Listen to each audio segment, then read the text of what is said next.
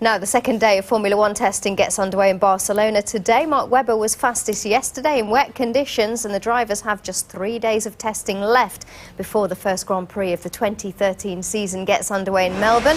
And Rachel Brooks is back in Barcelona for us. Rachel. Yes, Alex, and the conditions haven't really improved. We had an awful lot of rain overnight. Our hotel in Barcelona was battered by the winds and the rain, and it's carried on this morning.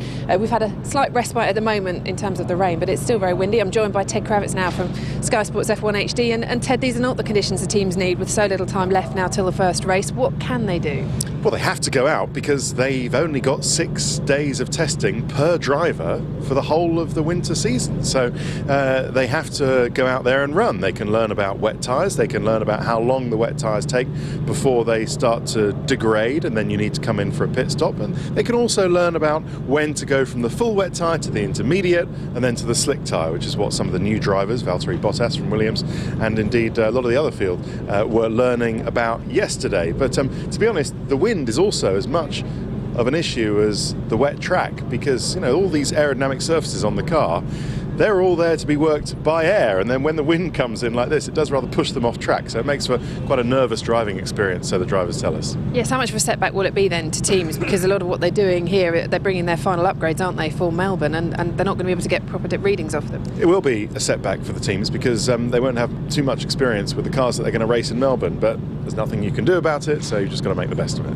And the season hasn't started yet, but we've got driver movements already. What we heard yesterday, Adrian Sutil is in at Force India now, that's done. But Marussia now seem to have thrown everything up in the air, and Lewis Razia might not start in Melbourne. Yeah, so Marussia had to get rid of their driver who they would pay, a salaried driver, Timo Glock, over the winter, in favour of a driver who brings sponsorship, Luis Razia. And it seems like the sponsorship now hasn't appeared from Razia's sponsors in Brazil. They've let him down, it's not his fault. So the rumours are that Marussia have given a seat fitting to Heikki Kovalainen, who himself was pushed out of the Caterham team because he didn't have enough money, so there's some irony there, and that he might drive the car in Australia. We're actually thinking that Kovalainen might show up here in Barcelona to do the last day's test to get the feeling of the Marussia car. That's unconfirmed at the moment. We'll let you know, of course, on this channel if it does happen, but it would be quite a turnaround. Very unusual for a team to change drivers at that late stage. We'll keep an eye out for Heikki on the golf courses of Barcelona then to see if he is in town. And also, just finally, Lewis Hamilton yesterday, we spoke to him, seemed happier with the Mercedes. Obviously it's not quite there yet, but he does seem a little bit happier than he has been in the last 2 tests. Yes, it's strange that. I noticed that. Last 2 tests he was saying, well, it's lacking downforce and don't expect us to win a race, and ruled out a title bid. And yesterday he was happy, so I wondered if somebody from Mercedes had a word to be a bit more positive about the season. But yeah, all credit to Lewis. He's doing well in the car that he's got. All right, Ted, thanks very much for joining us. So the wind picks up again and spots of rain start to fall. It's not what they wanted, but as you said, Ted was saying, they can still get some useful information from here. But looking for a brighter weekend, and that's when we'll see some decent running from all the teams. Now, could catch on though. Now, the second day of Formula One testing gets underway in Barcelona today. Mark Webber was fastest yesterday in wet conditions, and the drivers have just 3 days of testing left before the first Grand Prix of the 2013 season gets underway in Melbourne. Rachel Brooks is in Barcelona for us. Rachel.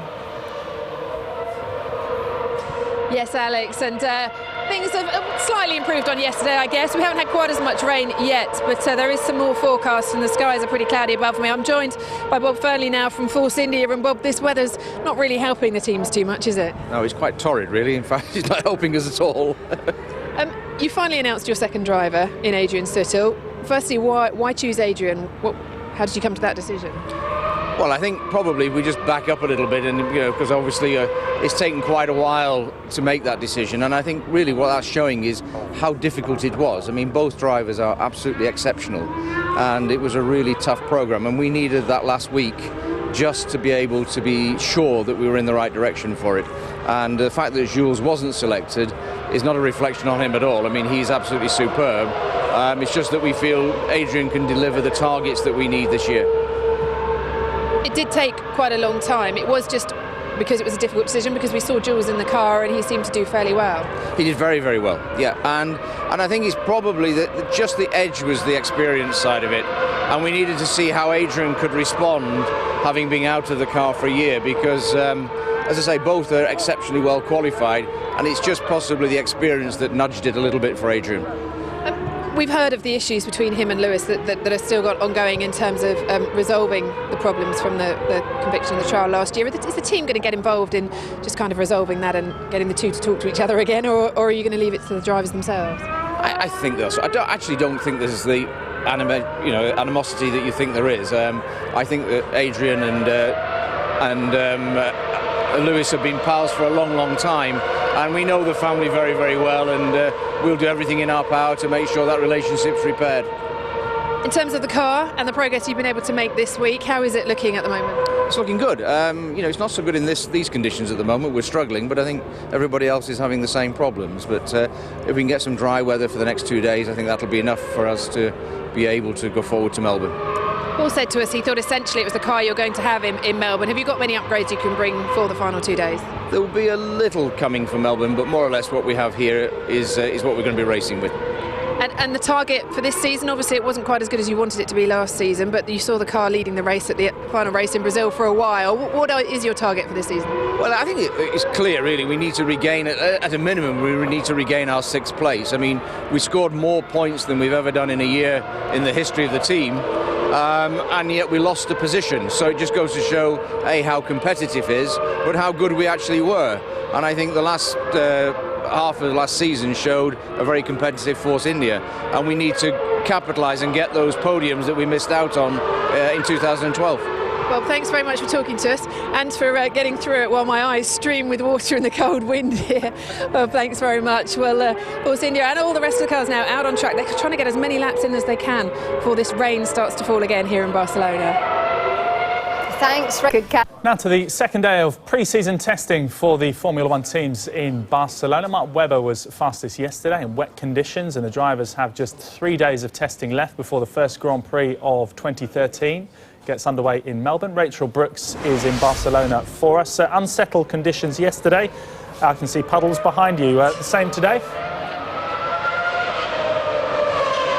Adam, actually, but for about the last hour now it's been dry, and that's giving the cars out on track a chance to, well, they're drying the track. There's a dry line appearing and they'll be switching their tyres. Most have gone on to inters now from the wets that they started the morning with, and they're hoping to get onto the dry tyres later on because they've had limited running so far, and what they have been able to do is work out how to use these wet tyres, when they'll need to switch from wets to intermediates when they're in race situations. Other than that, though, there's not an awful lot else they can do, and at the moment this is their last chance to get their final upgrades on their cars before the first race in Melbourne. A lot of the teams leaving it until tomorrow. Tomorrow is when you'll see the final upgrades and the packages added to the cars for what we will see in Melbourne. But they're hoping to get a bit more running today. We've had an hour or so now of dry weather. We are forecast for more rain, but it's held off so far, so you can hear the cars all making the most of any track time right now.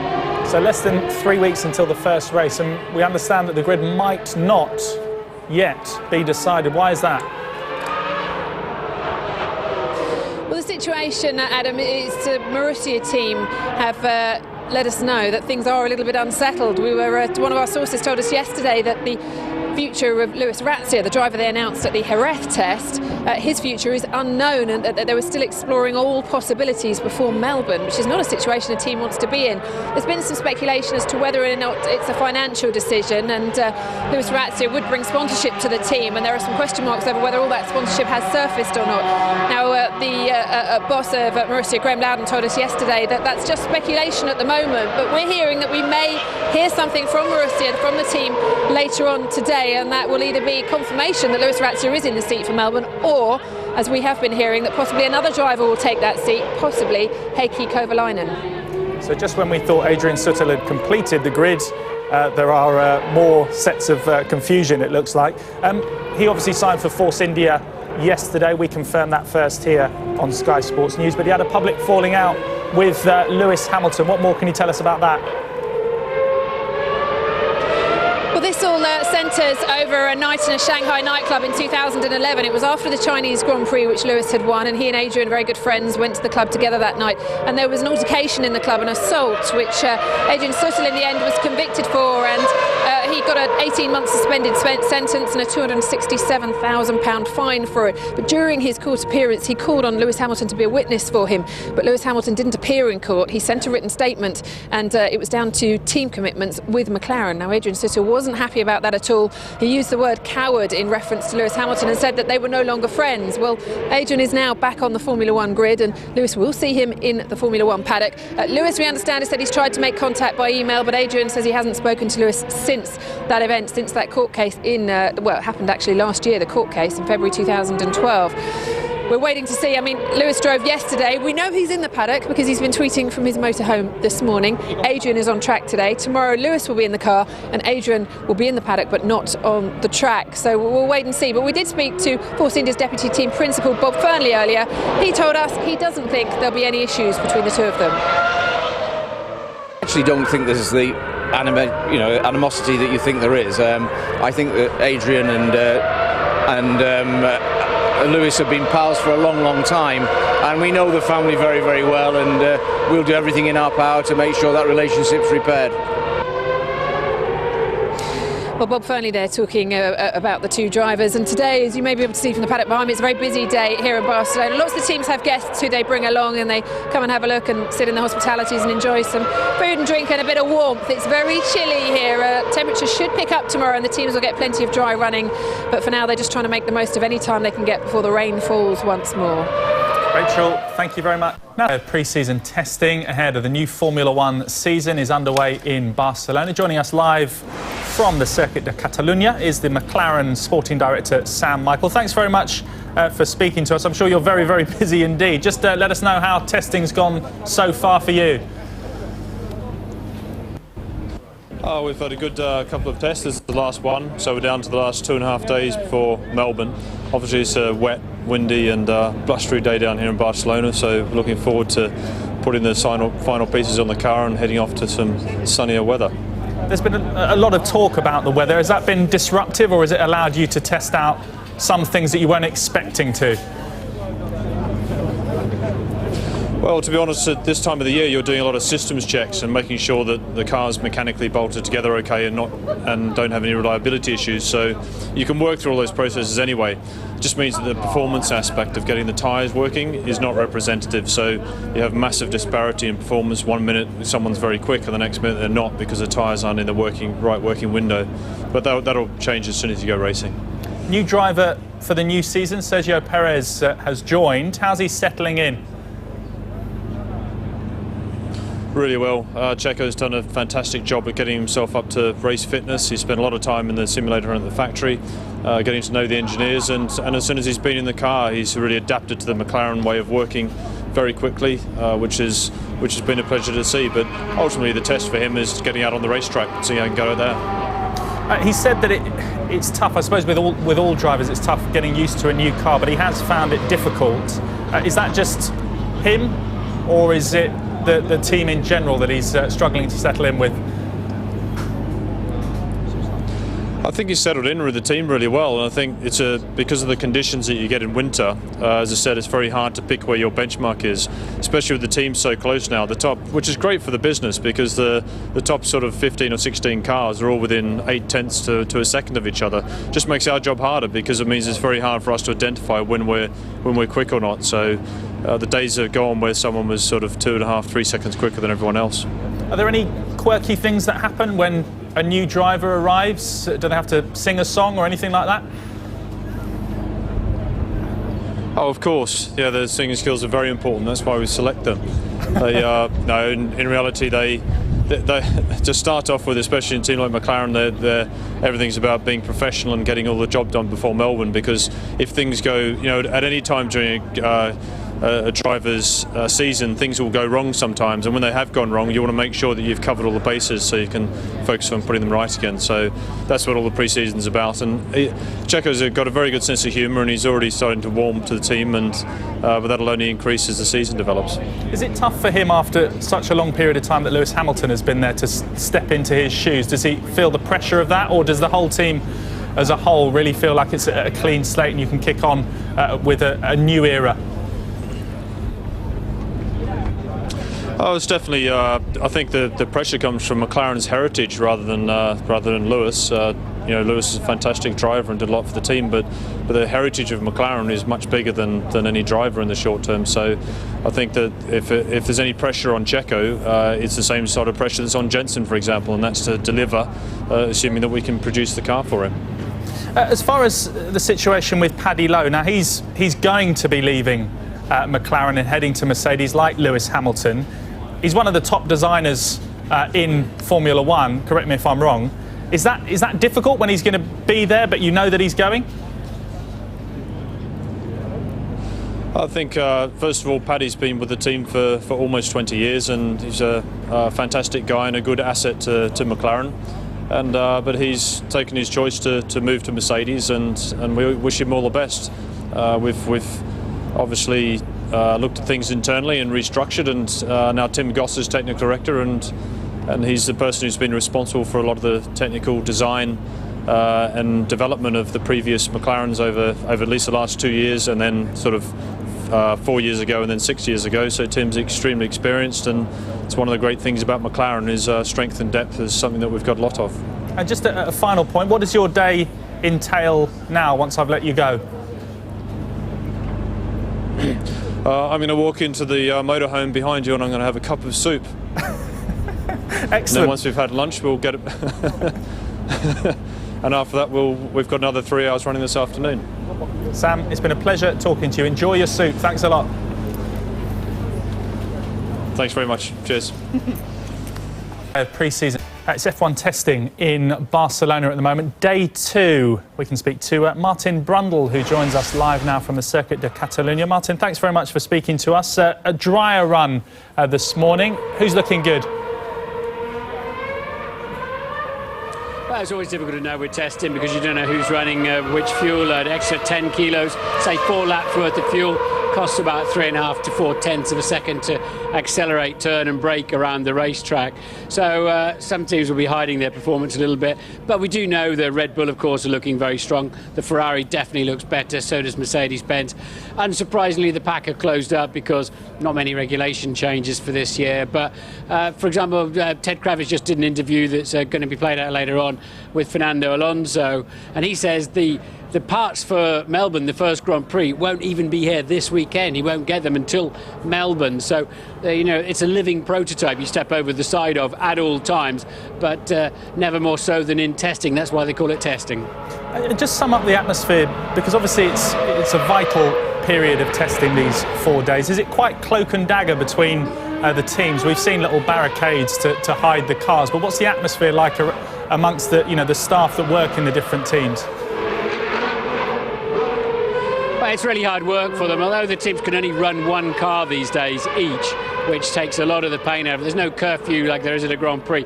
They can work all through the night. Some teams have 2 shifts effectively because they're constantly fitting new parts of the car. So it's incredibly hard work. For the drivers too, they'll do the equivalent of 2 Grand Prix distances per day, if they're lucky, if the car's reliable, whether it's wet or dry. So it's very much heads down and hard work time. And there are other people who can get here with, they know teams, they do business with the teams. There's a good chance for them to come and see and hear the cars in action. But these are critical days in preparation for the first 4 races at least, which are all flyaways, of course. Obviously, yesterday we saw Adrian Sutil confirmed with Force India, but problems with Marussia over the last 24 hours, we understand. How difficult is it if you haven't got your drivers nailed down so close to the start of the season? Well, it's not ideal, but I remember signing for McLaren in 1994 on the Tuesday of the week before the first Grand Prix because, well, a number of reasons I won't bore you with now, and then flew straight to the race. So it's not unheard of, even for top teams, but it shows signs of bigger issues. Obviously, Razier's money hasn't turned up. They've parted with Glock. They probably had to pay Glock off. They need a driver in there paying a lot of money, and we have to wait and see if Razier ends up in it or who else they can find at this late notice. It just, whoever they put in it is not going to know the car for the first race, and so it goes on. But at least Marussia are getting a lot more laps in than they did last year, significantly more so with Max Chilton. It's great for Max Chilton. He's getting lots of seat time, which he needs. Is it great for him, or is it disconcerting not knowing who he's going to be racing alongside? Your teammate, as long as he's slower than you don't really care who he is to an extent. But actually, as a rookie, Max probably would have been very happy for Timo Glock to be there so he could learn from him. But Max will just have his head into his own programme, and instead of hanging around every other day, not being able to drive the car, he's in it. Martin, appreciate your time today. Thank you very much. Now, the second day of pre-season testing in Barcelona is continuing ahead of the new Formula One season. Early wet conditions improved, which helped McLaren's Jenson Button post the fastest lap. Before lunch, newly appointed Force India driver Adrian Sutil looks comfortable in his new car, beating Button's time on the first lap back out. Ferrari's Fernando Alonso has switched to slick tyres in a bid to better his time. While Sebastian Vettel's been running with Red Bull's version of a passive DRS today, and the teams try everything to be ready for the first race on March the 17th.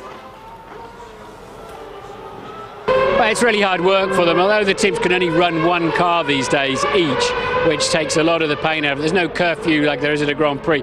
They can work all through the night. Some teams have two shifts effectively because they're constantly fitting new parts of the car. So it's incredibly hard work. For the drivers too, they'll do the equivalent of 2 Grand Prix distances per day, if they're lucky, if the car's reliable, whether it's wet or dry. So it's very much heads down and hard work time. And there are other people who can get here with, they know teams, they do business with the teams. There's a good chance for them to come and see and hear the cars in action. But these are critical days in preparation for the first 4 races at least, which are all flyaways, of course. Now still to come. Neil Lennon, looked a nice day up in Scotland. Now the second day of pre-season testing is continuing ahead of the new Formula One season. Despite the threat of rain, it's still dry in Barcelona, and Lotus' Romain Grosjean is the first driver to go under 1 minute 23 seconds. But it was Jenson Button who was fastest in this morning's session and is going well again this afternoon. Reigning world champion Sebastian Vettel is still out on the track, and he's been gradually improving his time.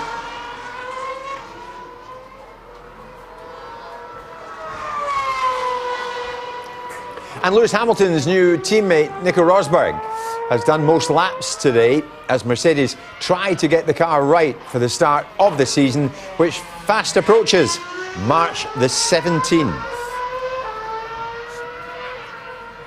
It isn't bad. The guys have clearly done a better job this year, and I mean, obviously I didn't drive the previous year's car, but it was quite a long way off. I think we've got to, obviously, if everyone else has put on the second or second and a half, this team has to put on 2.5 seconds. So I'm hoping that we've caught at least half of what we needed to do. Lewis, you're saying, sorry Martin, you're saying that the strength of this car is the engine, obviously Mercedes engine, and perhaps the weakness is the downforce. That's the main area you've got to improve upon? Yeah, I mean, the riding ability and the mechanical ability is quite good. I think it's got quite a lot of grip there, but I think on the other side, the downforce is where we definitely can improve on, and that's what the guys are working on. But they're doing a fantastic job, I think, so far. Of course, you're trying to understand the tyres, but yeah, we have to take it with a pinch of salt, because we know that when we go to Australia, the surface is different, the temperature is going to be different. But we're just trying to really get to. I'm trying to get to grips with the new car, with the new steering wheel, with the way the team operates is a lot different to where I was before. So, but I feel like I'm kind of getting up to speed quite quickly. Now, Romain Grosjean in the Lotus set the fastest time on day 2 of the final pre-season test in Barcelona. Jenson Button was second quickest, half a second slower from McLaren.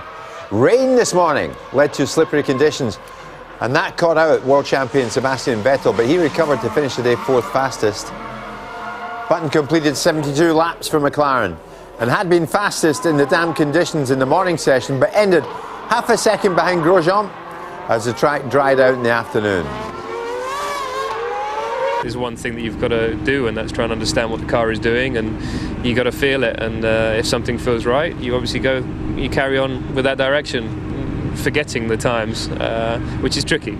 But I feel that we have a better understanding of the car now today. But we do need two good days of testing from here to really have confidence going into the first race. You know, I've struggled really to do more than sort of 70 laps every day I've been in the car. So hopefully we'll do that on Sunday. Fernando Alonso ended the day slowest of all the drivers in the changing conditions, and he admitted Ferrari won't have all their upgrades ready until practice at the Australian Grand Prix. Due to the weather conditions this morning and yesterday, it's difficult to test properly, so we will try to do both things. Try to test some parts and do as many miles as possible. So do you think you'll only be able to try out the car in maybe Australia spec in the last 2 days of the test? I think we'll be in Australia because the parts for Australia are not coming for this test, some of them, so we will mount on Friday there and hopefully they work. Adrian Sutil was in the car for Force India for the first time since officially being named as their driver for this season. It's taken quite a while to make that decision, and I think really what that's showing is how difficult it was. I mean, both drivers are absolutely exceptional, and it was a really tough program, and we needed that last week just to be able to be sure that we were in the right direction for it. And the fact that Jules wasn't selected is not a reflection on him at all. I mean, he's absolutely superb. It's just that we feel Adrian can deliver the targets that we need this year. Well, Matt Shilton continued in the Marussia as confusion over who will race alongside him continued. Marussia had to get rid of their driver who they would pay, a salaried driver Timo Glock, over the winter in favour of a driver who brings sponsorship, Luis Razia. And it seems like the sponsorship now hasn't appeared from Razia's sponsors in Brazil. They've let him down. It's not his fault. So the rumours are that Marussia have given a seat fitting to Heikki Kovalainen, who himself was pushed out of the Caterham team because he didn't have enough money. So there's some irony there, and that he might drive the car in Australia. We're actually thinking that Kovalainen might show up here in Barcelona to do the last day's test to get the feeling of the Marussia car. So Grosjean was quickest for Lotus, half a second quicker than Button. Vettel was a second slower than Grosjean in fourth place, while Alonso was 5 seconds off the pace and slowest of all the drivers, just behind Mercedes' Nico Rosberg, who was concentrating on high fuel runs during the day. Well, now. OK, let's get more on the breaking news coming out of F1 team Marussia, who have confirmed that Jules Bianchi will be driving for them in the 2013 season. Let's go live to Rachel Brooks, who is at the F1 testing for us. Rachel. Yes, Natalie, Jules Bianchi has joined Marussia, and I tell you, they don't hang around. We've just seen him in his new Marussia racing overalls. They've only just announced this in the last few minutes, and there was some speculation that Luis Razia, who had been named as their driver, wouldn't make it into the team, wouldn't be on the grid in Melbourne. Well, Marussia have moved quickly, and they've signed up Jules Bianchi, who was tipped to be in the seat at Force India, but as we found out yesterday, Adrian Sutil got that one. Well, I'm pleased to say I'm joined by Ted Kravitz now from Sky Sports F1 HD, who maybe can unravel all this for us, Ted. Jules Bianchi at Marussia, did we see this coming? Well, we saw it coming when we look at the backstory, which is that Luis Razia, their initial driver who was given the seat, his money failed to appear from Brazil. A sponsor let him down. So it's not his fault overtly, it's just that he couldn't provide the money that he said he would to Marussia. So then, on what is now the eve, really, of the Australian Grand Prix, the first race, they had to move very quickly to find someone fast, someone they could parachute into that seat with little or no testing, although Jules Bianchi will get 2 days testing for the final 2 days of this test, and somebody, preferably, with a bit of money.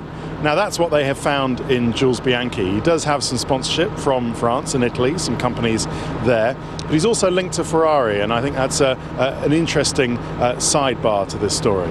Well, this is it, isn't it? Because people, when they were talking about Jules Bianchi going to Force India, there was the talk of maybe a deal with Ferrari in regards to engines for next season in 2014 when there were the big engine changes.